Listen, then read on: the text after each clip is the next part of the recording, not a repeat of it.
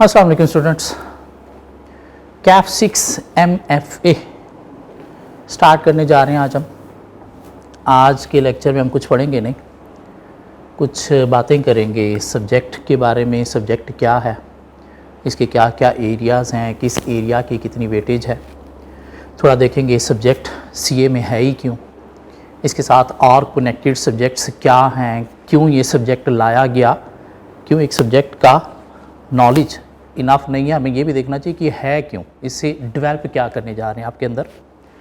Study resources की बात करेंगे, सब्जेक्ट कवर करने के लिए हमें क्या चाहिए, पेपर पास करना है ना, मेन मसला तो क्या है, हाई कैप का पेपर पास करना, तो उसके लिए हमें क्या क्या रिसोर्सेज चाहिए। रीज़न्स देखेंगे सब्जेक्ट में फेलियर की क्या क्या होती हैं जिनको हमने ओवरकम करना है, ताकि हम देख सकें कि पास कैसे करना है, मीन वो फेलियर वाले रीज़न को दूर कैसे करना है। क्योंकि अगर पता ही नहीं है तो हो सकता है हम भी उन रीज़न के साथ चल रहे हैं, जिससे पेपर पास करना भी मुश्किल हो सकता है। कुछ लेक्चर मैं अपना थोड़ा सा इंट्रोडक्शन दूंगा, कुछ लोगों को पता होगा, चले जिनको नहीं पता थोड़ा सा वो देख लेंगे, और कुछ हम फ्रीक्वेंटली आस्क क्वेश्चन जो स्टूडेंट्स के होते हैं मासूम से, एंड पे उनकी भी बातें करेंगे। MFA की बात करें जी, MFA पेपर को देखा जाए तो कोई नाम क्या है, managerial and financial analysis. Paper का नाम क्या है, managerial and financial analysis.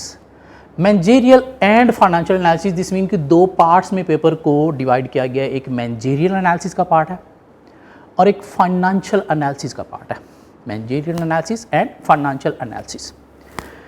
Managerial and financial analysis को अगर देखा जाए तो टोटल हमारे पास इस पेपर के अंदर कोई 17 चैप्टर्स हैं। कितने चैप्टर्स हैं? 17 चैप्टर्स हैं, चैप्टर 1 to 17, जिसके पहले कोई 9 चैप्टर जो हैं हमारे पास वो हैं मैनेजरियल एनालिसिस का एरिया। पहले 9 चैप्टर क्या है, मैनेजरियल एनालिसिस का area, chapter 1 to 9। Managerial analysis में से कितने मार्क्स का पेपर आता है, तो एग्जामिनर का हमारे साथ एक प्रॉमिस है कि भाई 35 से 45 मार्क्स इस एरिया से टेस्ट होंगे। और बड़ी खूबसूरती के साथ एग्जामिनर ने क्या किया, पीछे अभी तक 2 अटैम्प्ट इसकी गुजर चुकी हैं, स्प्रिंग 2022 और ऑटम 2022, और दोनों में उसने क्या किया है, एक में 43 मार्क्स और दूसरे में 44 मार्क्स इस एरिया से टेस्ट किए। दिस मीन 40+ मार्क्स का मैनेजरियल एनालिसिस का एरिया टेस्ट हो रहा है। हाँ, आगे उसने मैनेजरियल एनालिसिस को आगे फर्दर 3 पार्ट्स में डिवाइड कर दिया। क्या फर्दर पार्ट्स दे दीजिए, एक्सटर्नल एनालिसिस एक पार्ट दे दिया, इंटरनल एनालिसिस एंड IT एक पार्ट कर दिया, और एक एथिकल डिसीजन मेकिंग कर दिया, जिसके ऊपर आगे हमारे पास डिफरेंट चैप्टर हैं, चैप्टर 1 to 9। हाँ, एथिकल डिसीजन मेकिंग के ऊपर एक ही चैप्टर, चैप्टर 9 है। बाकी इंटरनल प्लस एक्सटर्नल एनालिसिस के ऊपर हमारे पास कोई 8 चैप्टर्स हैं, जो होपफुली हम कवर करेंगे। उसके बाद बात आ जाती है फाइनेंशियल एनालिसिस की। फाइनेंशियल एनालिसिस की बात करें तो इसको आगे फर्दर 2 एरिया में डिवाइड कर दिया गया। फाइनेंशियल एनालिसिस को आगे फर्दर 2 एरिया में डिवाइड कर दिया गया है। एक financial analysis and risk management का एरिया है, financial analysis and risk management का एरिया, जहां से एग्जामिनर का प्रॉमिस है कि भाई 30 to 45 मार्क्स का पेपर यहां से टेस्ट होगा। 30 to 45 मार्क्स का पेपर यहां से टेस्ट होगा। और एक बजटिंग एंड प्रोजेक्शन का एरिया है, जहां से एग्जामिनर का प्रॉमिस है भाई 20 से 25 मार्क्स यहां से टेस्ट होंगे। और पिछली दोनों अटेम्प्ट में एग्जामिनर ने 25 मार्क्स यहां से टेस्ट किए हैं। सो मैनेजरियल एनालिसिस 9 चैप्टर है हमारे पास, टोटल 17, तो पहले 9 निकाल दो तो बाकी कितने बचे, 8 चैप्टर। वो 8 चैप्टर क्या है, फाइनेंशियल एनालिसिस का एरिया। उन 8 में से जो 5 चैप्टर हैं वो financial analysis and risk management से रिलेटेड हैं, 5 चैप्टर। और लास्ट वाले जो 3 चैप्टर हैं वो किस चीज़ से रिलेटेड हैं, बजटिंग एंड प्रोजेक्शन से रिलेटेड। चैप्टर 15, 16, 17 ये किससे रिलेटेड है, बजटिंग एंड प्रोजेक्शन से रिलेटेड। सो 9 चैप्टर हमारा मैनेजरियल एनालिसिस है और बाकी 8 चैप्टर हमारा फाइनेंशियल एनालिसिस है। लेकिन ये जो फाइनेंशियल एनालिसिस वाला एरिया है, इसकी वेटेज जो है as compare to managerial analysis थोड़ी ज़्यादा है। अब ये जो financial analysis and risk management, इसके अंदर टोटल 5 चैप्टर हैं, चैप्टर 10, 11, 12, 13, 14, और वेटेज देखो कितनी है, 30 to 45 मार्क्स। दिस मीन यहाँ से चैप्टर मिस, ये बहुत औखा हो जाएगा एग्जाम के लिए। क्यों? 9 नंबर भी हर चैप्टर को दे, फिर जाके 45 मार्क्स कंप्लीट होते हैं, जिसमें एक चैप्टर जो है वो स्टैटिस्टिक्स से रिलेटेड है। एक चैप्टर 10 पूरा का पूरा स्टैट से रिलेटेड है, और पिछले दोनों पेपर्स में टेस्ट भी हुआ है। स्प्रिंग 2022 में यहाँ से कोई 10 नहीं बल्कि 12 नंबर का पेपर टेस्ट हुआ है। हाँ, ऑटम 2022 में यहाँ से 6 नंबर का पेपर टेस्ट हुआ है, जिसके अंदर क्या है, जो ऑलरेडी आपने चीज़ें PRC लेवल पे, AFC लेवल पे पढ़ी हुई हैं। लाइक इसके अंदर कुछ रिग्रेशन एनालिसिस है, y = a + bx हम पढ़ते थे, प्रोबेबिलिटी थ्योरी है, नॉर्मल डिस्ट्रीब्यूशन, हाइपोथेसिस टेस्टिंग है, और measure of central tendency like mean, median, mod. Mean ये कोई 3-4 टॉपिक हैं कि इसके अंदर स्टैट के अंदर जो ऑलरेडी 70% आप लोगों को आता है, लेकिन हम ये एज्यूम करेंगे कि नहीं आता, तो हम 0 से ये चैप्टर पढ़ेंगे जहाँ से कोई 8 से 10 नंबर का क्वेश्चन अपीयर हो सकता है। और उसके बाद बाकी कुछ 4 चैप्टर और हैं इसके अंदर, मीन मिला के इस एरिया में 5 चैप्टर हैं, और यहाँ पे कोई 3 चैप्टर हैं हमारे पास। एक बजटिंग है, एक वर्किंग कैपिटल है, और एक प्रोजेक्ट अप्रेजल है। सो ये मिला के हमारा कोई 100 मार्क्स का पेपर बनता है, और इस ग्रिड को एग्जामिनर ने बड़ी खूबसूरती से अपने पिछले 2 पेपर्स में फॉलो किया है। दिस मीन आगे भी यही ग्रिड फॉलो होगी। हाँ, ये ग्रिड अभी जानना इतना ज़रूरी नहीं है हमारे लिए। अभी ये सिर्फ जानना ज़रूरी है कि मैनेजरियल एनालिसिस में कितने चैप्टर हैं, 9 चैप्टर हैं। फाइनेंशियल एनालिसिस में कितने चैप्टर हैं, चैप्टर 10 से ऑनवर्ड 17 तक मीन 8 चैप्टर हैं। हाँ, किस चैप्टर की कितनी वेटेज है, उससे क्वेश्चन कितने नंबर का आता है या आ सकता है, ये जब हम चैप्टर पढ़ेंगे तो साथ साथ पता चलेगा। क्यों? चैप्टर के अंदर देखेंगे है क्या, फिर हम देखेंगे कि हाँ इससे कितने को नंबर का क्वेश्चन आ सकता है। सो ये तो थोड़ी सी सब्जेक्ट की डिवीजन हो गई, मैनेजरियल एंड फाइनेंशियल एनालिसिस की। अब जो पेपर हमें आता है वो पेपर में अंदर क्या क्या होता है, तो बेसिकली पेपर जो है 2 पार्ट्स में डिवाइड होता है। एक पेपर का होता है पार्ट A और एक होता है पार्ट B। पार्ट A और B के लिए हमें पेपर के अंदर 2 सेपरेट जो है वो आंसर शीट मिलेंगी। पेपर एक ही होगा, उसी के अंदर पार्ट A के क्वेश्चन होंगे, पार्ट B के क्वेश्चन होंगे, लेकिन आंसर शीट हमें 2 सेपरेट मिलेंगी, एक पार्ट A की, एक पार्ट B की। मीन पार्ट A वाली आंसर शीट पे हमें पार्ट A सारा अटैम्प्ट करना होगा, और पार्ट B के क्वेश्चन करने के लिए हमें एक सेपरेट आंसर शीट है पार्ट B, उसमें अटैम्प्ट करना है। पार्ट A की बात करें तो पार्ट A के अंदर क्या है, पार्ट A के अंदर कुछ MCQs हैं, कितने मार्क्स के, कोई 12 to 15 मार्क्स के। इस चैप्टर में पेपर में MCQs भी हैं। कहाँ से आएंगे MCQs? मैनेजरियल एनालिसिस से या फाइनेंशियल एनालिसिस से? पूरे पेपर से मिक्स MCQs आएंगे। हाँ, ज़्यादातर जो MCQs आते हैं वो कहाँ से आते हैं? मैनेजरियल एनालिसिस से। लाइक पिछले दोनों पेपर को अगर मैं देखूँ 15-15 नंबर के MCQs थे, उसमें से 4-4 नंबर के MCQs इस एरिया से थे और बाकी मैनेजरियल एनालिसिस से थे। लेकिन मिक्स MCQs हैं, मीन एरिया स्पेसिफाइड नहीं है कि कहाँ से MCQs आएंगे। तो 17 चैप्टर्स हैं तो 17 के 17 चैप्टर से MCQs आएंगे। कितने मार्क्स के? 12 से 15 नंबर के। उसके अलावा पार्ट A में क्या होंगे? मैनेजरियल एनालिसिस के एरिया के क्वेश्चंस होंगे।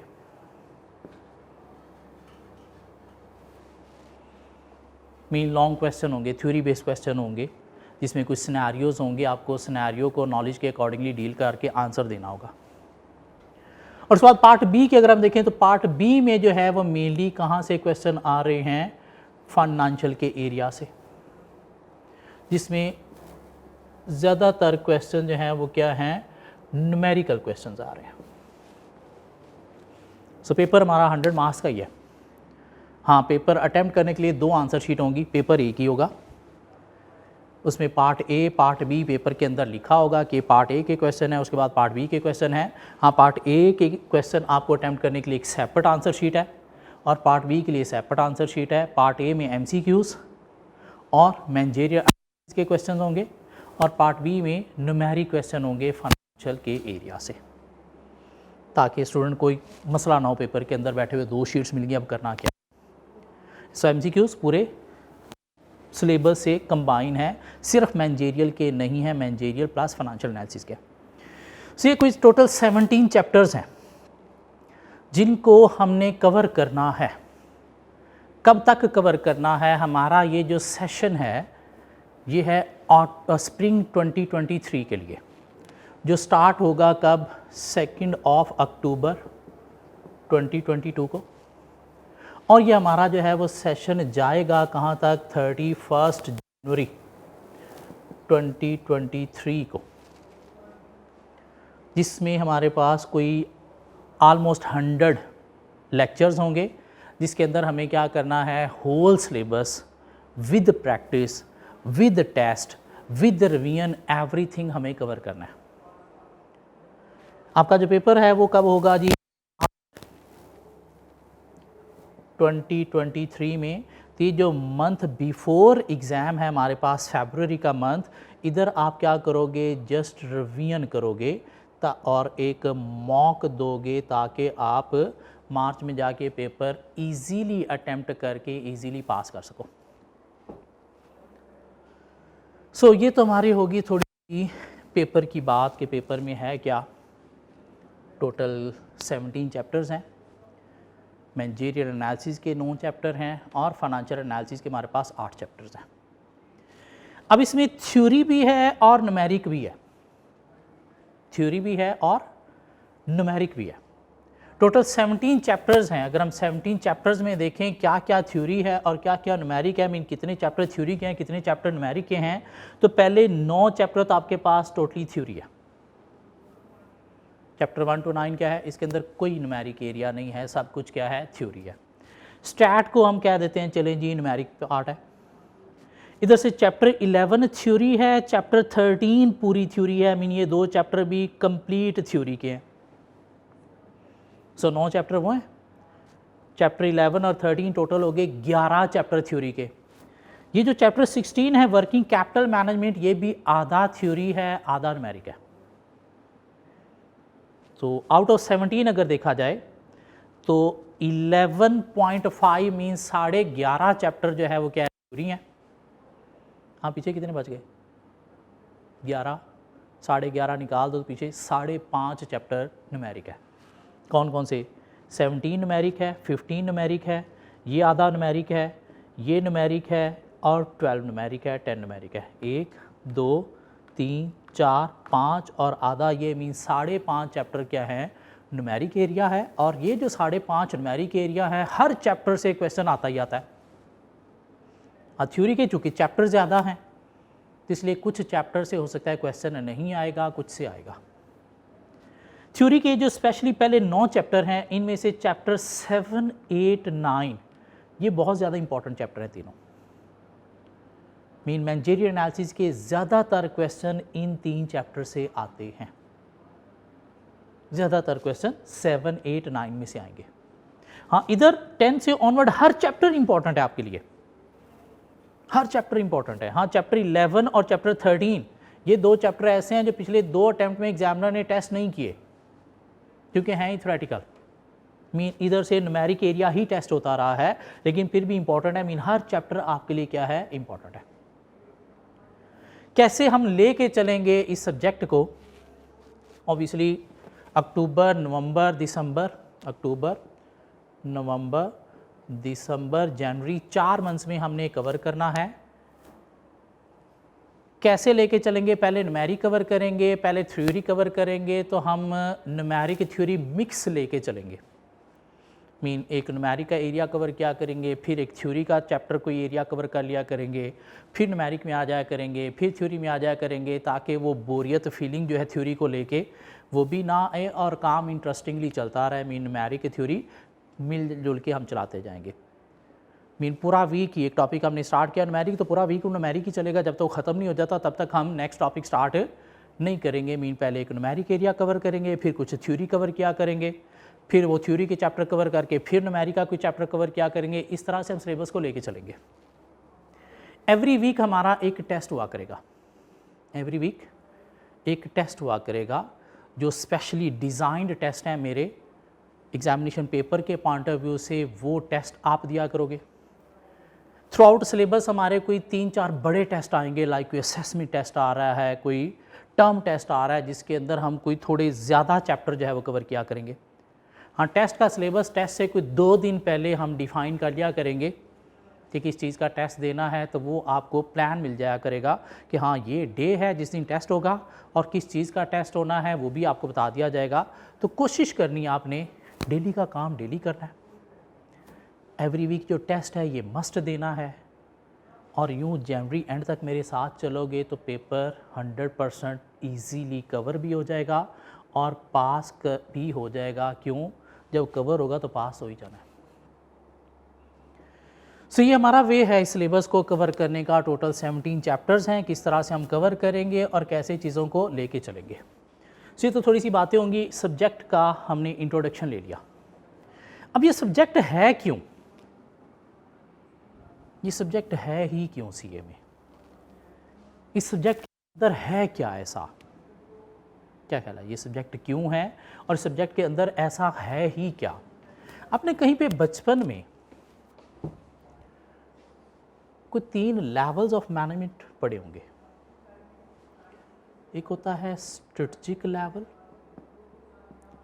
एक होता है टेक्टिकल लेवल और एक होता है ऑपरेशनल लेवल। ये कोई 3 लेवल पढ़े हैं बचपन में? यस, पढ़े हैं। AFC जिन्होंने किया उन्होंने शायद बिजनेस कम्युनिकेशन में पढ़े होंगे। जिन्होंने PRC पढ़ा उन्हें इंट्रोडक्शन टू बिजनेस PRC 5 में पढ़ा होगा। यहाँ पे क्या होता है, यहाँ पे शॉर्ट टर्म डिसीजन मेकिंग होती है, नहीं day to day decision making होती है। यहाँ पे शॉर्ट टर्म डिसीजन मेकिंग होती है। Short term decision making mean up to 1 year की प्लानिंग होती है। और यहाँ पे क्या होती है, long term decision making.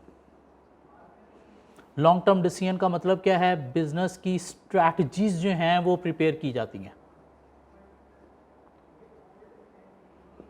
Business की डायरेक्शन सेट की जाती है। ये जो पेपर है MFA managerial and financial analysis, ये CA में लाने का मकसद है कि आपके अंदर स्पेशली चार्टर्ड अकाउंटेंट बनने के बाद आप किस लेवल पे होगे, स्ट्रेटेजिक लेवल पे कोई डिसीजन लेने हैं, बिजनेस को मैनेज करना है और मैनेज करते वक्त तो कुछ फैक्टर्स देखने हैं। वो factors outside the business external भी देखने हैं, with in the business internal भी देखने हैं, उसमें कुछ एथिक्स को भी फॉलो करना है। तो बेसिकली वो डिसीजन मेकिंग कैसे करनी है, बिजनेस को मैनेज कैसे करना है एट स्ट्रेटेजिक लेवल, वो टेक्निक सिखाने के लिए पेपर जो है वो बेसिकली CA में लाया गया कि स्ट्रेटेजिक लेवल पे आपने डिसीजन लेने हैं, बिजनेस को मैनेज करना है। तो वो डिसीजन लेने के लिए आपने किन फैक्टर्स को कंसीडर करना है, वो डिसीजन लेने में एथिक्स को कैसे फॉलो करना है, फैक्टर्स एक्सटर्नल क्या हो सकते हैं, फैक्टर्स इंटरनल क्या हो सकते हैं, वो चीज़ें बेसिकली आपको सिखाने के लिए पेपर CA में लाया गया। साथ आपने क्या करना है, डिसीजन मेकिंग करते वक्त फाइनेंस को भी देखना है, तो फाइनेंशियल एनालिसिस भी आपने करने हैं, कुछ कैलकुलेशन करनी है जिसकी बेस पर फाइनेंशियल रिस्क भी आपने मैनेज करते हुए डिसीजन लेने हैं। तो वो सारी टेक्निक्स जो हैं वो आपको सिखाने के लिए पेपर जो है वो मेन इंक्लूड किया गया है CA के अंदर। मीन ये पेपर अगर हम निकाल दें CA से तो पीछे चार्टर्ड अकाउंटेंसी के अंदर क्या रह जाएगा, सिर्फ और सिर्फ अकाउंटेंसी, अकाउंटिंग। मीन उससे आप क्या बनोगे, अकाउंटेंट बनोगे, शायद अच्छे बिजनेस मैनेजर नहीं बन सकोगे। तो आपके अंदर वो मैनेजमेंट की स्किल्स बेसिकली सिखाने के लिए कि आप मैनेजमेंट लेवल पे आके बिजनेस को बेस्ट वे में मैनेज भी करना सीख सको, जो MBAs के अंदर स्किल्स होती हैं, मीन MBAs के इक्विवेलेंट आपको लाने के लिए बेसिकली ये पेपर जो है वो CA में इंक्लूड किया गया। इस पेपर के थोड़े बैकग्राउंड की बात करें कि पेपर किन सब्जेक्ट के साथ कनेक्टेड है, कहाँ से ये पेपर स्टार्ट हो रहा है, इसका नॉलेज और कैसे ये चीज़ें आगे चल रही हैं। तो इस पेपर का बैकग्राउंड अगर देखें तो पेपर बेसिकली स्टार्ट हो रहा है इसका नॉलेज PRC 5 से। PRC 5 एक पेपर आपने पढ़ा होगा, जिन्होंने AFC पढ़ा हुआ है उन्होंने बिजनेस कम्युनिकेशन पढ़ा होगा, और जिन्होंने PRC किया है उन्होंने PRC 5 I2B introduction to business एक पेपर पढ़ा होगा। उसके अंदर कुछ बिजनेस को मैनेज करने की, चलाने की कुछ बातें हैं। वहाँ से आगे जो है वो नॉलेज को लिंक किया गया है किसके साथ, इस पेपर के साथ, CAF 6 के साथ। हाँ, इस CAF 6 को आगे फिर कनेक्ट किया गया है किसके साथ, CFAP 3 के साथ। मीन इसका जो मैनेजरियल एनालिसिस का एरिया है वो CFAP 3 एक पेपर है, SPM SPM strategic performance measurement, managerial analysis का एरिया उसके साथ लिंक है, और साथ एक और पेपर है CFAP 4 BFD business financing decision, financial analysis का एरिया जो है वो इस पेपर के साथ लिंक है। आगे फिर ये दोनों पेपर का नॉलेज जो है CFAP 3 CFAP 4 ये फिर आगे जाके लिंक होता है किसके साथ, MSA 2 के साथ।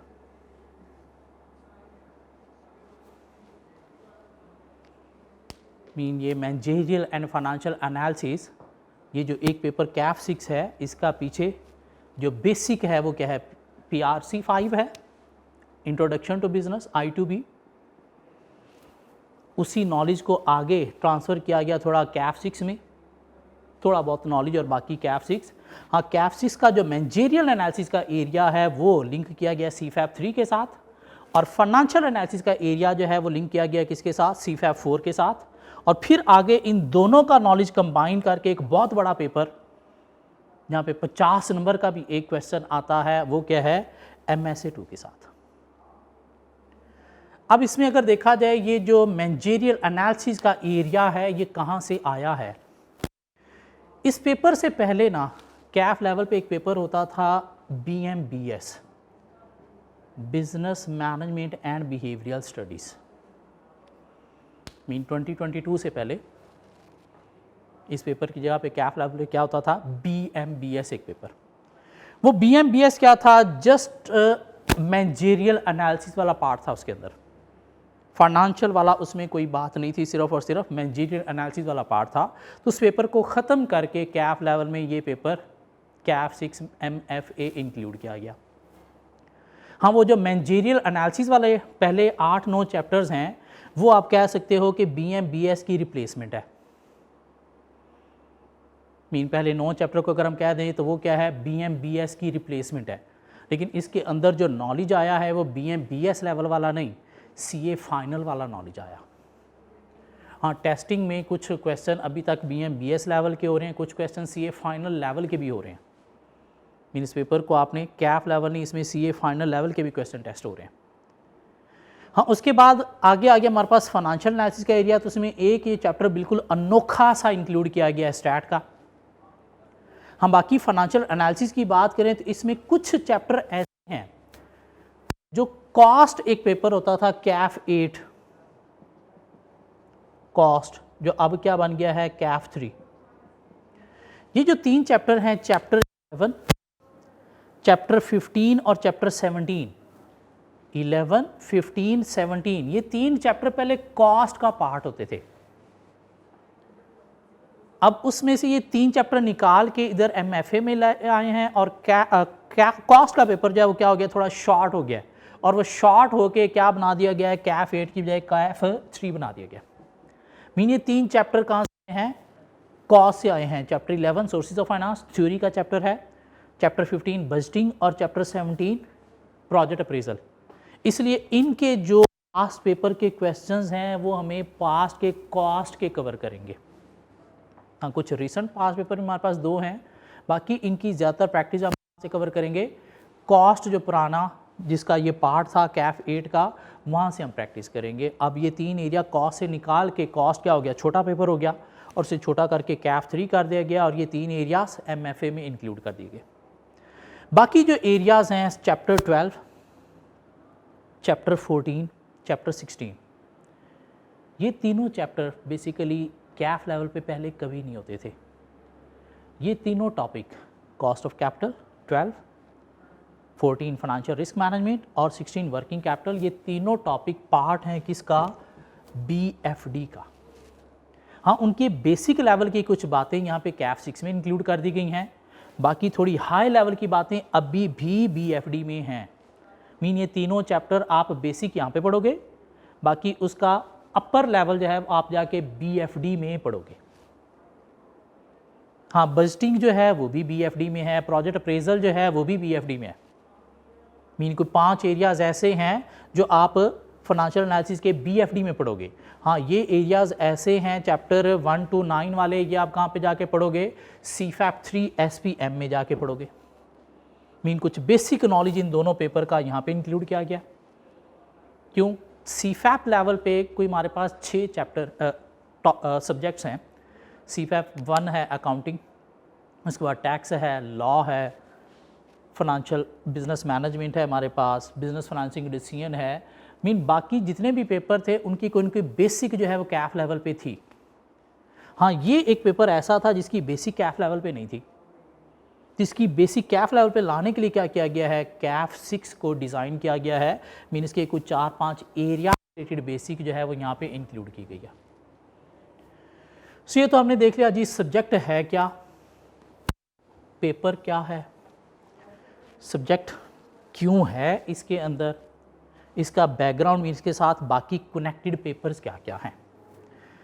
अब बात करते हैं कि हमें इस पेपर को पढ़ने के लिए क्या रिसोर्सेज चाहिए। हमें इस पेपर को पढ़ने के लिए एक तो हमारे ये लेक्चर्स हैं, ये हमें चाहिए, जो फुली हम आज से समझें तो स्टार्ट कर चुके हैं। हाँ, आज हम सब्जेक्ट का नॉलेज ले रहे हैं नेक्स्ट लेक्चर से, और इसलिए हम एक टॉपिक स्टार्ट कर लेंगे और वहाँ से पढ़ना शुरू कर देंगे कि अबाउट 100 to 105 हमारे टोटल लेक्चर्स होंगे जिसमें हम सिलेबस को कंप्लीट करेंगे, जिसमें मोर देन इनफ हम प्रैक्टिस करेंगे।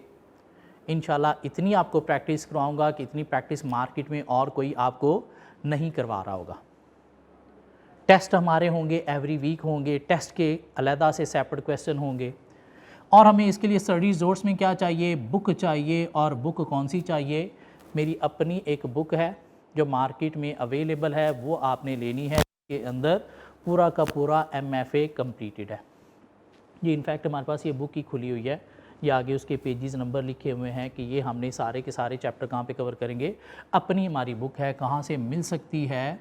लाहौर में अगर आप देखें तो वहीद बुक्स है, वहाँ से अवेलेबल हो सकती है, या आपका जो भी रेलेवेंट सिटी है वहाँ से आप देख सकते हो कहाँ पे अवेलेबल हो सकती है।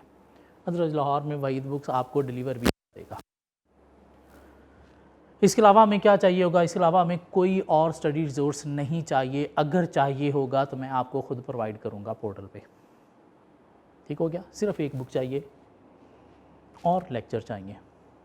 कितने लेक्चर होंगे? 100 to 105 लेक्चर होंगे टोटल, जिसके अंदर हम पूरा सिलेबस जो है वो कंप्लीट करेंगे। कब तक कंप्लीट करेंगे?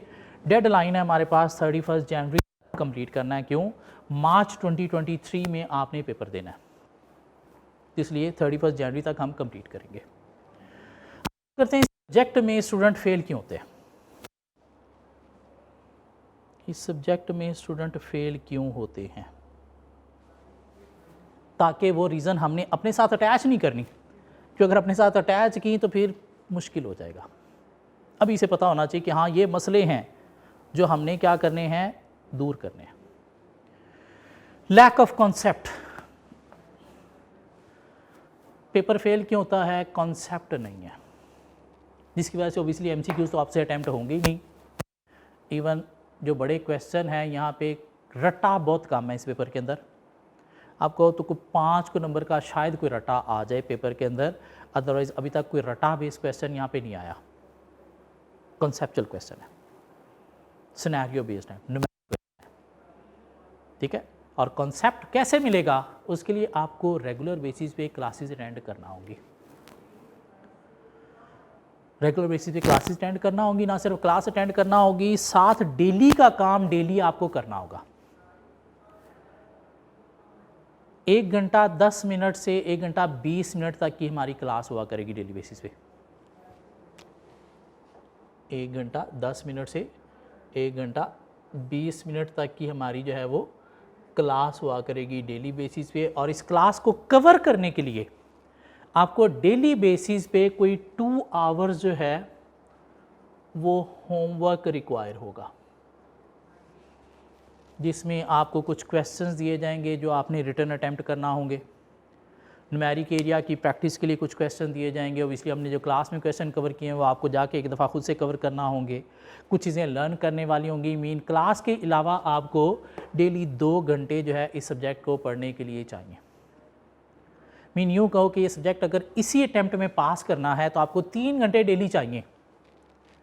3 घंटे डेली का मतलब क्या है कि आपको through out this semester 300 hours जो है ये पेपर पढ़ना है। वो 300 घंटे इसी सेमेस्टर में लगा लोगे तो पेपर इसी सेमेस्टर में अटेम्प्ट करके पास हो जाएगा। अगर 300 घंटे इन 6 माह आने वालों में आपने नहीं दिए इस सब्जेक्ट को, तो फिर बाकी घंटे नेक्स्ट अटेम्प्ट में देके पास करोगे। डिसाइड आपने करना है कि 300 घंटे इसी अटेम्प्ट में देने हैं तो इसी अटेम्प्ट में पास हो जाएगा, ना 300 घंटे पूरे हुए इस अटेम्प्ट में, तो फिर बाकी नेक्स्ट अटेम्प्ट में दे के पास करना पड़ेगा। मीन घंटा सवा घंटा हमारी क्लास हुआ करेगी, 2 घंटे इसके अलावा डेली बेसिस पे आपको साथ साथ चाहिए। ये टाइम टेबल आपको बनाना होगा कि किस टाइम पे आपने क्लास कवर करनी है और कब आपने वो 2 घंटे ये क्लास का काम करने के लिए डेली बेसिस पे MFA को देने हैं। यूँ ये 3 घंटे डेली बेसिस पे चलेंगे, 100 लेक्चर्स हैं हमारे, 100 डेज आप पढ़ोगे, 300 घंटे पूरे हो गए और पेपर पास हो गया। ऑनलाइन में बड़ा मसला है, स्टूडेंट के पास एक तसल्ली होती है कि लेक्चर पढ़े हैं, आज नहीं भी अटेंड हुआ तो कल 2 कर लूँगा। भाई कल 2 लेक्चर तो आप सुन लोगे, लेकिन 2 लेक्चर का काम करने के लिए आपको 4 घंटे चाहिए जो आप नहीं दे पाओगे। और यूँ लेक्चर जो है वो पेंडिंग स्टार्ट हो जाते हैं और स्टूडेंट के पास इधर सिलेबस कंप्लीट हो चुका होता है और इनके अभी 30-35 लेक्चर पेंडिंग पड़े होते हैं। अब वो 30-35 लेक्चर आप 4-4 डेली सुन तो लोगे, लेकिन उनका जो 2-2 घंटे का काम है डेली वो साथ साथ नहीं कर सकोगे। 4 लेक्चर एक दिन कवर तो हो सकते हैं, लेकिन जितनी अच्छी चीज़ें वो 4 दिन में आहिस्ता आहिस्ता डेवलप होनी थी वो एक दिन में कवर होने से डेवलप नहीं होती।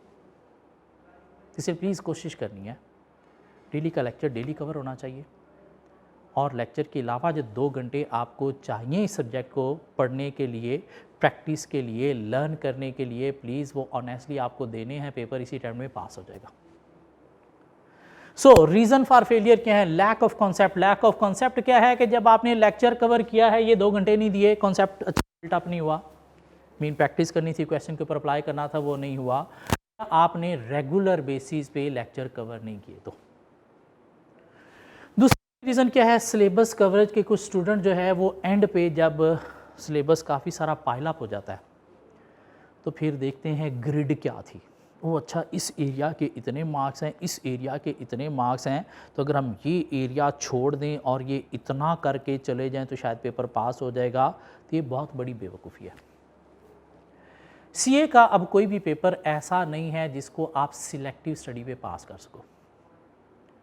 एग्जामिनर आप पेपर इस तरह से डिज़ाइन करते हैं कि 100% सिलेबस आपने थारोली प्रॉपर्ली कवर किया हुआ है, तो फिर तो आप पेपर में पासिंग मार्क्स ले पाते हो, वरना पेपर बड़ा इजीली 40 to 45 में फेल हो जाता है।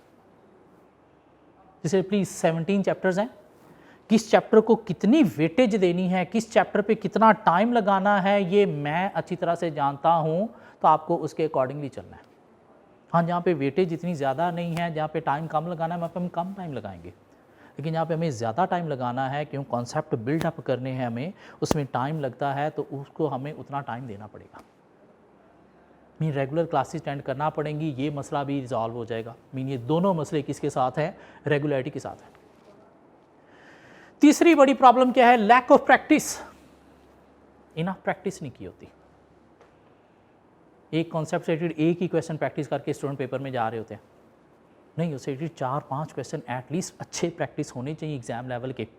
क्यों? 4-5 क्वेश्चन के अंदर डिफरेंट बातें होती हैं, डिफरेंट एडजस्टमेंट्स होती हैं, तो उससे ज़्यादा अच्छी लर्निंग होती है। तो इसलिए प्रैक्टिस इनफ हमें चाहिए और वो इंशाल्लाह हम इतनी ज़्यादा करेंगे कि मार्केट के अंदर आपको कहीं से उतनी ज़्यादा प्रैक्टिस ना तो कोई करवा रहा होगा ना मिलेगी। मीन प्रैक्टिस हम बहुत ज़्यादा करेंगे, तो ये एक मसला है पेपर फेल करने में। क्यों? Practice makes man perfect. Mean एक टॉपिक में परफेक्शन तब आएगी जब हम उसके ज़्यादा से ज़्यादा practice question apply. No written work. Paper fail करने की एक और भी रीज़न है कि स्टूडेंट जो है वो स्पेशली मैनेजरियल एनालिसिस का एरिया जो लेक्चर सुन लेता है, क्वेश्चन मैंने अप्लाई करवा दिया क्लास में, अच्छा जैसे नॉलेज अप्लाई हो गया बस ठीक है, नहीं, उसे आपने घर जाके अटैम्प्ट भी करना है। थ्योरी के जो हमारे पास कितने 11.5 चैप्टर हैं, उसके अंदर एक एक हेड को लर्न करके हाथ से लिखना है, अपने नोट्स प्रिपेयर करने हैं। क्यों? थ्योरी के साथ एक मसला है कि भूल जाती है। 1 घंटे बाद भूल जाती है, अगले दिन भूल जाती है। तो क्या करना आपने, सिर्फ पढ़ पढ़ के नहीं, लिख लिख के ही पेपर पास करना है। एक हेडिंग आपने लर्न की है, उसके नीचे कुछ 4-5 पॉइंट थे या 5 सब हेड थे, आपने लर्न किए, उसके बाद उसे एक दफ़ा लिख लेना है। घंटे बाद पता चलेगा भूल गया है, तो फिर बुक नहीं खोलनी, वो जो अपना लिखा हुआ है ये सिर्फ यूँ सामने लाना है और एक लाइन पढ़ते ही बाकी ऑटोमेटिकली दिमाग में आ जाता है। अगले दिन फिर भूला होता है, तो क्या करना है, वही जो अपना लिखा हुआ है वो यूँ सामने लाना है और 2 लाइनें पढ़ते हो और ऑटोमेटिकली बाकी दिमाग में आ जाता है, अच्छा ये बात ही, मीन इससे चीज़ें भूलती नहीं हैं। क्यों? पढ़ी हुई चीज़ भूल जाती है, लिखी हुई चीज़ नहीं भूलती। तो इसलिए हमने क्या करना है, थ्योरी के एरिया को भी पढ़ पढ़ के नहीं, लिख लिख के प्रिपेयर करना है। लैक ऑफ रिवीजन एक बहुत बड़ी रीज़न है पेपर फेल करने में। ये रीज़न कब आएगी, जब यहाँ पे सिलेबस तो कंप्लीट हो जाएगा, लेकिन सिर्फ मेरी तरफ से, आपकी तरफ से अगर कंप्लीट नहीं हुआ, क्यों, आपने रेगुलर बेसिस पे लेक्चर नहीं लिए थे, तो फिर फरवरी में जहाँ पे रिवीजन करनी थी वहाँ पे आप क्या कर रहे होगे, सिलेबस कवर कर रहे होगे। तो क्या रिवीजन का टाइम मिलेगा? नहीं। इसलिए रेगुलरिटी के साथ चलोगे तो यहाँ तक सिलेबस कंप्लीट होगा और उसके बाद यहाँ पे अच्छी रिवीजन होगी, तो उसके बाद पेपर देने जाओगे। पेपर देते वक्त आपके अंदर एक कॉन्फिडेंस होगा कि हाँ मैंने कवर किया हुआ है, मैंने रिवीजन अच्छी की हुई है, तो अब ये पेपर पास हो सकता है। पेपर पास या फेल होने में ना, पेपर देते वक्त जब आप जा रहे हो उस वक्त आपका कॉन्फिडेंस जो है ये भी बहुत मैटर करता है कि आपके अंदर क्या पेपर पास करने वाला कॉन्फिडेंस है। वो कॉन्फिडेंस कब आता है? जब आपने सारा सिलेबस कवर किया हुआ है, जब आपने प्रॉपर रिवीजन की हुई है, जब आपने मॉक अटेम्प्ट किया हुआ है। स्टूडेंट मॉक क्यों नहीं दे पाता? क्योंकि रिवीजन ही नहीं की हुई, सिलेबस ही कंप्लीट नहीं है। तो जब मॉक आता है तो मौत पड़ी होती है, मॉक देने नहीं जाता। और जब तक मॉक नहीं दोगे आपके अंदर पेपर पास करने वाला कॉन्फिडेंस आएगा ही नहीं।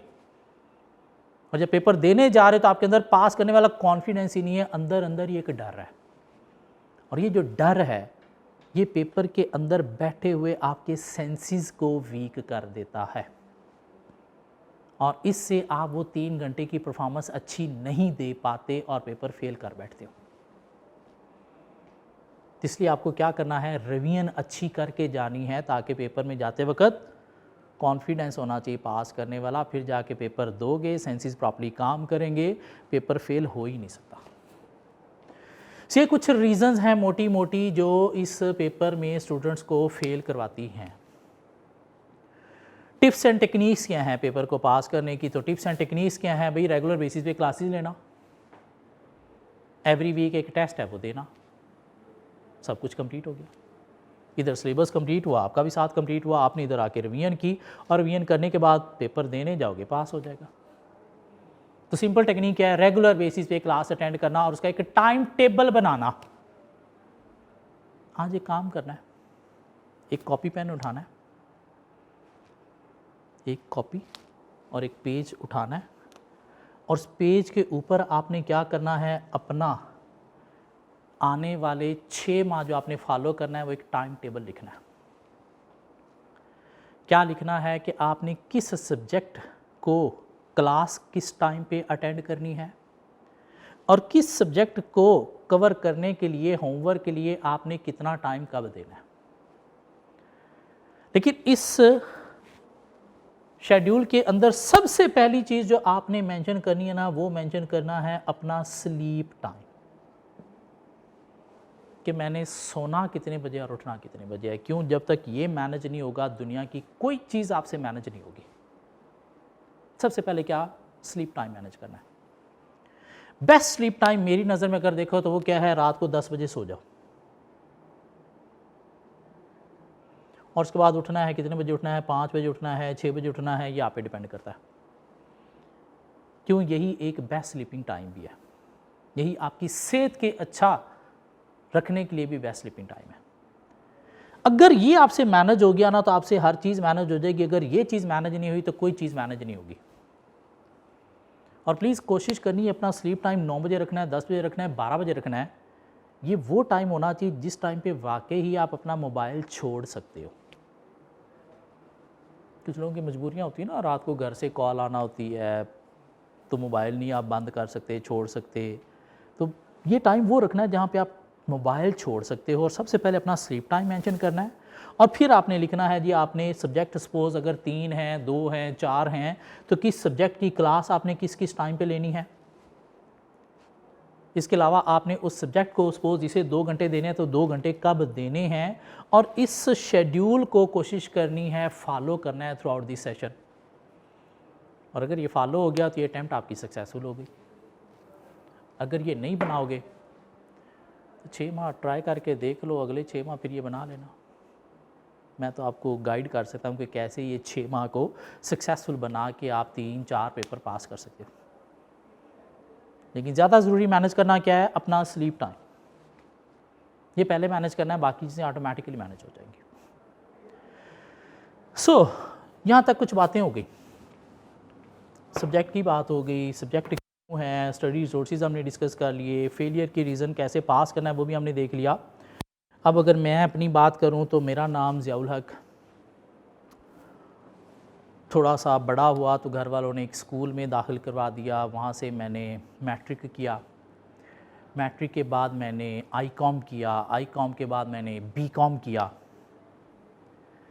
बीकॉम के बाद आईटी की फ़ील्ड बड़ी अच्छी थी तो मैं मास्टर इन ई कॉमर्स करने चला गया आईटी की फ़ील्ड में। लेकिन 1 साल को करने के बाद मुझे पता चला कि बकवास ही मैं कर रहा हूँ, इसका कोई फ़ायदा नहीं है। तो फिर मैं छोड़ के वापस आ गया सीए में। सीए करने जा रहा था, एक बंदा बोला मिला किधर जा रहा है, मैंने कहा सीए करने। कहता बहुत अच्छा काम करने जा रहा है, क्या कमाल फील्ड है, लेकिन तो इस तरह कर पहले तो कर ACCA। मैंने कहा वो क्यों? कहता ये देख यूके की सर्टिफिकेशन है, 2 साल में हो जाएगी और उसके बाद उन्हें क्या करना है, सिर्फ फाइनल के 2 पेपर देने हैं ICAP के। और उस वक्त यही होता था कि ACCA क्वालिफाइड लोगों को पूरा सीए एग्ज़ाम था, सिर्फ 2 फाइनल के पेपर दे के सीए हो जाता था। मैंने कहा क्या बात है। ACCA स्टार्ट किया, ACCA के 2 पेपर दिए तो ICAP का मूड बदल गया। उन्होंने कहा कि नहीं भाई, आप ACCA वालों, आपको अगर सीए करना है तो आपको फाइनल के 2 मॉड्यूल देना पड़ेंगे, 2 पेपर नहीं। मैंने कहा कोई बात नहीं, चलो सीए करेंगे। खैर ACCA स्टार्ट किया मैंने, ACCA के 4-5 पेपर पास किए तो सारा दिन सोया रहता था। शाम में ACCA की क्लासेस होती थी तो किसी बंदे ने मुझे कहीं पे टीचिंग फील्ड में अटैच कर दिया, एक स्कूल में ले गया। वहाँ पे जाके मैंने मॉर्निंग में सुबह सुबह कंप्यूटर पढ़ाना शुरू कर दिया। स्कूल में पढ़ा रहा था, स्कूल वालों के किसी बच्चे के मैट्रिक का रिज़ल्ट आया तो उसके कंप्यूटर सब्जेक्ट में 100 आउट ऑफ 100 मार्क्स आ गए। स्कूल समझा हमारे पास कोई तोप किस्म का टीचर आ गया, हमारे तो किसी स्टूडेंट के कभी मैथ में 100 आउट ऑफ 100 नहीं आएंगे, इसने कंप्यूटर में दिलवा दिए। उन्होंने मुझे ऑफ़र की कि भाई शाम में हमारी अकेडमी उधर भी पढ़ाएगा। मैंने कहा यस पढ़ाऊँगा, पैसे दोगे तो क्यों नहीं पढ़ाऊँगा। नो जी, सुबह स्कूल, शाम में अकेडमी। ACCA के 5 पेपर मेरे पास हैं। अकेडमी में ICOM BCOM को पढ़ाना शुरू कर दिया, मॉर्निंग में OA लेवल को पढ़ाना शुरू कर दिया और यूँ मेरी टीचिंग की लाइफ स्टार्ट हो गई फ्राम 2002 ऑनवर्ड। ACCA के 5 पेपर पास थे और मैं सुबह 7 बजे घर से निकला, रात 11 बजे तक टीचिंग चल रही है। को 5 साल मेरे इस तरह से गुजर गए, ACCA की सिर्फ पेपर पास है। फिर 2008 में एक दोस्त UK जा रहा था ACCA बेस पर स्टडी वीज़ा अप्लाई करने, तो उसने मुझे भी कहा यार आ UK चलते हैं, वहाँ पे दरख्तों पे नोट लगे होते हैं, हम भी उतार के लाते हैं। फ़लाँ को बाहर गया क्या बन गया, फ़लाँ देख बाहर गया उसने देखो पीछे क्या बना दिया। मैंने कहा बात तो तेरी ठीक है, यहाँ पे क्या खज्जल ख्वार होते रहेंगे।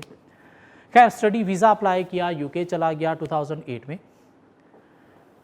की बेस पर वहाँ पे जाके ACCA कंप्लीट किया, एक अच्छा रेफरेंस पे मिल गया। डेलॉयट UK में मुझे आर्टिकल मिल गए तो वहाँ पे साथ प्रैक्टिस की और ACCA करने के बाद वहाँ की यूनिवर्सिटी ने हमें ऑफ़र किया कि आप ACCA हो तो आपको सिर्फ 1 सेमेस्टर पढ़ के MBA मिल सकता है। तो 1 सेमेस्टर पढ़ के फिर MBA कर लिया। MBA करने के बाद फिर UK की जो चार्टर्ड अकाउंटेंसी बॉडी है ICAW, उन्होंने कहा भाई आपको CA के सिर्फ पेपर देने हैं तो ICAW आप ACA स्टेटस ले सकते हो, तो वो कर लिया। उसके बाद फिर 2011 में पाकिस्तान वापस आया और पाकिस्तान वापस आके टीचिंग फील्ड ज्वाइन कर ली। क्यों, इंडस्ट्री में कोई इतना ज़्यादा भाव नहीं मिल रहा था। तो 2011 से ऑनवर्ड ACCA और CA का बिज़नेस मैनेजमेंट और ऑडिट, ये 2 पेपर पढ़ा रहा था। अभी BMBS 2014 से लेकर 2021 तक पढ़ाया, अच्छा नाम भी बनाया। तो 2022 में ये नया पेपर उसको रिप्लेस करके आया तो ये पढ़ाना शुरू कर दिया। और अब आप लोगों की बदकिस्मती कि अब आप लोगों को आने वाले ये 6 माह मुझे झेलना पड़ेगा, मुझे आप लोगों को और आप लोगों को मुझे झेलना पड़ेगा। और यूँ इस तरह से टीचिंग कैरियर मेरा जो है वो चल रहा है। हाँ, अभी मैं फ़िज़िकल क्लासेस जो है वो क्विट कर चुका हूँ। ये सेमेस्टर सिर्फ़ और सिर्फ ऑनलाइन जो है वो पढ़ाऊँगा। क्या क्या पढ़ाता हूँ मैं, PRC 5 कुछ लोगों में आप में से मुझसे पढ़ा होगा। CAF 4 जो है लॉ जो है ये मैं पढ़ा रहा हूँ। CAF 6 जो है MFA ये पढ़ा रहा हूँ। CAF 8 ऑडिट पढ़ा रहा हूँ। इसके अलावा CFAP 3 पढ़ा रहा हूँ, SPM, CFAP 6 पढ़ा रहा हूँ, एडवांस ऑडिट, और साथ MSA 2। अभी आप यहाँ पे हो मेरे पास, बाकी आगे फ्यूचर में हो सकता है इन पेपर में भी कहीं पे हम मिलेंगे। तो ये तो थोड़ी सी मेरी बातें हो गई। अब बात करते हैं स्टूडेंट्स के कुछ मासूम से क्वेश्चंस होते हैं, बड़ी मासूम से क्वेश्चन। एक तो मेरे बारे में इस सेमेस्टर में ये स्टूडेंट का क्वेश्चन चल रहा है कि फ़िज़िकल मैं पढ़ा रहा हूँ तो मैं फ़िज़िकल नहीं पढ़ा रहा, सिर्फ ऑनलाइन पढ़ा रहा हूँ। CAF 4, CAF 6, CAF 8 इस सेमेस्टर के लिए, ठीक हो गया, ऑनलाइन लेक्चर्स होंगे। इस सब्जेक्ट के वाले से स्टूडेंट का क्वेश्चन है कि क्या हमें लेक्चर नए मिलेंगे या पुराने मिलेंगे, क्यों मार्केट में कुछ ऐसा भी बातें चल रही हैं कि सारे के सारे पुराने लेक्चर्स होंगे। तो भाई आपको अप टू डेट लेक्चर मिलेंगे। अप टू डेट का मतलब क्या, इस पेपर को इस सेमेस्टर में पास करने के लिए आपको जो कुछ भी चाहिए, जो भी प्रैक्टिस चाहिए, जो भी नॉलेज चाहिए, जो भी स्टडी रिसोर्स चाहिए, वो आपको मिलेगा। हाँ, उसमें लेक्चर आधे ऑलमोस्ट हाफ जो है वो क्या होंगे, न्यू रिकॉर्डेड लेक्चर्स होंगे, और हाफ लेक्चर्स जो हैं वो प्रीवियस सेशन के आपको दिए जाएंगे, जो मैं समझता हूँ कि बिल्कुल ठीक रिकॉर्ड हुए हैं, अच्छे रिकॉर्ड हुए हैं, उनके अंदर ऐसा कोई चेंज की ज़रूरत नहीं है। मीन वो नॉलेज एज इट इज़ ही मैंने इस सेमेस्टर में भी डिलीवर करना है, तो वो रिकॉर्डिंग आपको प्रीवियस सेशन की मीन ऑटम 2022 की प्रोवाइड की जाएगी। हाँ, आधे लेक्चर जो हैं वो आपको नए रिकॉर्डेड मिलेंगे। मीन पेपर पास करने के लिए आपको जो भी अप टू डेट लेक्चर चाहिए, जो भी बेस्ट लेक्चर चाहिए, जो भी बेस्ट नॉलेज चाहिए, वो आपको इस सेशन में डिलीवर किया जाएगा। ठीक हो गया, ये कुछ बातें होंगी। कुछ स्टूडेंट्स के और क्वेश्चंस होते हैं कि सर CAF 6 पढ़ने के लिए क्या पीछे CAF 3 पढ़ा होना ज़रूरी है? पढ़ा होना ज़रूरी है भी नहीं भी, क्योंकि पीछे कुछ स्टूडेंट ने कॉस्ट पढ़े बिना भी MFA पढ़ के पास किया स्प्रिंग 2022 में, कुछ स्टूडेंट ऐसे थे। लेकिन मैं रिकमेंड करता हूं कि CAF 3 अगर पढ़ा नहीं हुआ तो एटलीस्ट इसके साथ साथ पढ़ लो।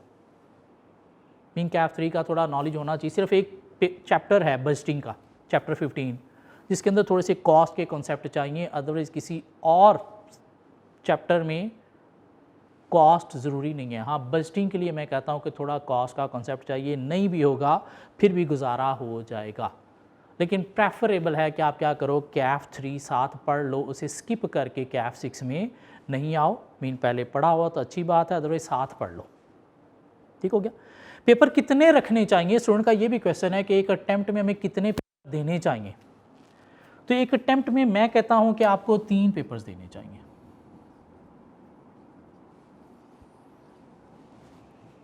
एक अटैम्प्ट में 3 पेपर देने चाहिए। क्यों? 3 पेपर इजीली मैनेज हो जाते हैं, 4 पेपर मैनेज करना थोड़ा मुश्किल हो जाता है। हाँ, 4 पेपर पास करने के लिए आपके हाथ में मोबाइल जो है वो टच स्क्रीन वाला नहीं, नंबरों वाला होना चाहिए, कीपैड मोबाइल होना चाहिए, फिर तो आप 4 पेपर भी कर लेते हो। अगर आपके हाथ में टच स्क्रीन वाला मोबाइल है तो फिर 4 पेपर मुश्किल हो जाते हैं। क्यों? टच स्क्रीन वाला मोबाइल है तो उसके अंदर इंटरनेट भी है, इंटरनेट है तो आप उसमें कुछ 3 से 4 घंटे तो डेली देते हो उसे, सुबह से लेकर रात तक। हाँ, वो 3 से 4 घंटे वो अगर मोबाइल वाले निकाल लो तो फिर एक पेपर और हो सकता है, मीन 4 हो सकते हैं। अदरवाइज़ 3 पेपर इजीली मैनेज हो जाते हैं। 3 से कम पेपर देना CA करने वाली अप्रोच नहीं है, इसे मैं बोलता हूँ फिटे मुँह नहीं धुर फिटे मुँह अप्रोच। मीन इससे बेहतर है डूब मरो छोड़ दो CA, तुमसे ना हो पाएगा। मीन CA करना है तो एटलीस्ट 3 पेपर तो दो ना यार। कोशिश करो अगर 4 भी हो जाएं तो 8 पेपर हैं, एक साल में कवर करो, ठीक है। लेकिन नहीं, थोड़ा सा देखना है अपने आप को भी कि 4 पेपर के लिए मुझे डेली बेसिस पे कम से कम 10 घंटे पढ़ना पड़ेगा। अदरवाइज़ 3 मैनेज हो जाते हैं, तो 3 पेपर ही देने चाहिए। लाइक 8 पेपर हैं, 3 पहले रखो, 3 बाद में रखो, एंड पे 2 छोड़ दो। मीन 1.5 साल में कवर कर लो, 6 माह में आपकी पीआरसी कवर है। क्या ख्याल है? So enough for today. Hopefully next lecture से हम क्या करेंगे, अपना MFA स्टार्ट कर लेंगे और न्यूमेरिक एरिया से हम स्टार्ट करेंगे, और जो सबसे औखा चैप्टर है हमारे सिलेबस का वो हम स्टार्ट करेंगे। ठीक हो गया? सो चैप्टर नेक्स्ट लेक्चर में स्टार्ट करके आगे लेके चलेंगे। टारगेट हमारा होगा 31 जनवरी तक हमने 100% syllabus with practice with test जो है वो मस्ट कवर करना होगा। मिलते हैं नेक्स्ट लेक्चर में कुछ नई चीज़ों के साथ।